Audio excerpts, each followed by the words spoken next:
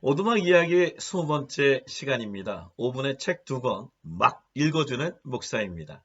일반 서적이 질문하고 신앙 서적이 대답하는 시간. 오늘 소개하는 작가는 스위스 추리히에서 태어나서 캠브리지 대학에서 공부한 철학자이자 인문학자이고 작가이면서 또한 철저하게 무신론자인 주이시 가정에 태어난 바로 알랑드 보통의 왜 나는 너를 사랑하는가 라고 하는 책입니다. 사실 이분이 쓴 책은 모두 다 신앙적으로 대답해야 할 이슈들을 제기하는 책들이죠. 그에 쓴 책, 불안이라고 하는 책, 그리고 뉴스의 시대, 그리고 낭만적 연애와 그 위의 일상, 그리고 정말 무신론자들에게 종교적인 감성을 터치해주는 무신론자를 위한 종교, 정말 좋은 책들을 이 책들을 좀 하나하나 소개하고 싶은 마음뿐입니다. 오늘 소개하는 알랑드 보통의 왜 나는 너를 사랑하는가에 대한 책은요. 건축가인 주인공이 파리에서 런던으로 건너가면서 만났던 여인 클로이와의 사랑 이야기를 다루고 있습니다. 이 페이지 보면 18페이지에 이런 말이 있습니다. 나의 실수는 사랑하게 될 운명을 어떤 주어진 사람을 사랑할 운명과 혼동한 것이다. 우리 인생은요. 사랑하는 그 여인을 대상으로 우리는 운명적으로 만났다는 얘기를 하지만 사실은 그게 운명으로 만난 것인지 사랑하기 때문에 운명이라고 얘기하는 것인지에 대한 구분을 이야기해주고 있습니다. 그러면서 이런 얘기합니다. 그 여자친구 클로이는 자기를 절대로 사랑하는 이 주인공에게 앨리스라고 하는 여인을 소개합니다. 그리고 이렇게 예언해요. 당신은 내 친구 앨리스를 사랑하게 될 것이야. 161페이지.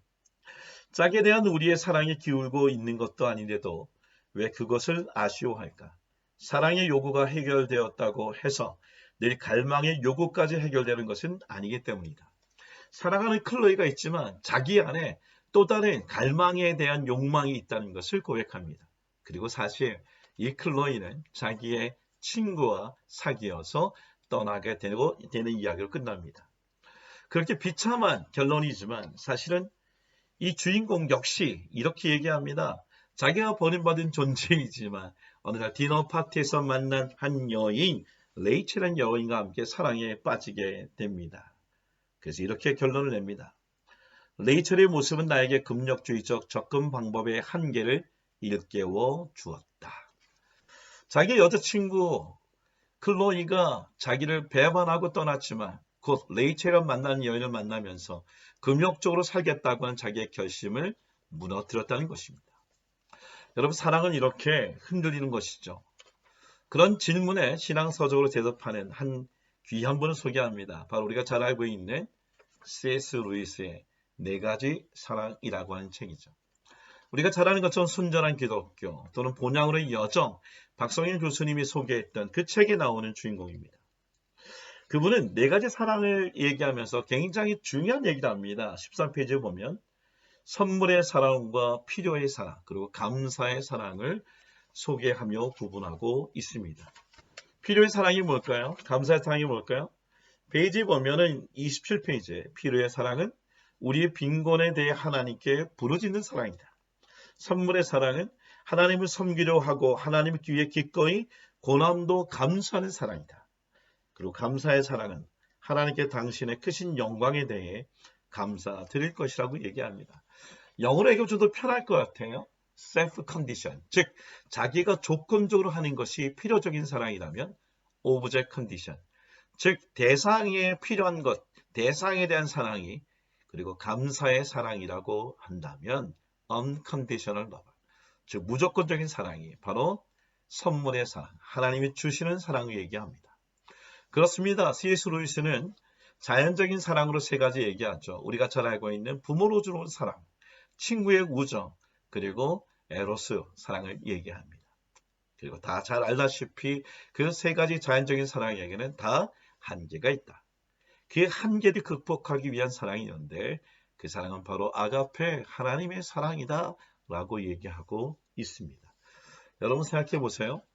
C.S. 루이스는 60대까지 결혼하지 않고 독신으로 살다가 골수암으로 고통받고 있던 조이란 여인을 운명적으로 만납니다. 정말 운명적인 사랑하게 돼요. 그리고 그 여인이 병상에 누워있을 때에 시한부인 것을 알면서도 결혼식을 하고, 그리고 4년 동안 그 여인이 마지막 죽을 때까지 사랑했던 사랑을 설명하고 있습니다. 근데 여기서 두 가지를 소개하고 싶어요. 그것은 뭘까요? 그것은 요한이 얘기했던 하나님은 사랑이다. 이 말은 맞지만, 그러나 사랑이 하나님이다 라고 하는 것은 틀리다는 것을 설명해 주고 있습니다. 페이지 21페이지. 사랑은 신의 길을 그칠 때 비로소 악마의 길을 그친다. 사랑은 신이 되기 시작하는 순간 악마가 되기 시작한다. 하나님은 사랑이시라는 진리가 어느새 그 정반대의 의미인 사랑이 곧 하나님이라는 말로 변할 수 있기 때문이다. 그렇습니다. 인간의 모든 사랑은 최고 정점에 이르렀을 때 스스로 어떤 신적 권위를 주장하는 경향이 있습니다. 그 사랑의 음성은 마치 하나님의 음성인 양 들려옵니다. 여러분, 에로스든 우정이든 또는 애정이든 그 모든 사랑은 사실 하나님은 사랑이시지만 그 사랑은 절대적인 하나님과 같은 존재가 되지 못합니다.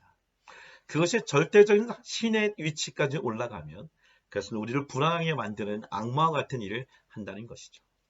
그런데 C.S. 루이스는 굉장히 중요한 얘기를 합니다. 그것은 뭐냐면 자연적인 사랑과 그리고 이 자비라고 하는 하나님의 사랑은 결코 분리되지 않는 것이라고 얘기를 합니다. 제가 한번 읽어드릴게요. 하나님의 사랑이 자연적 사랑을 대신하지는 않습니다. 금을 위해 꼭 은을 버려야 하는 것은 아닌 듯 말입니다.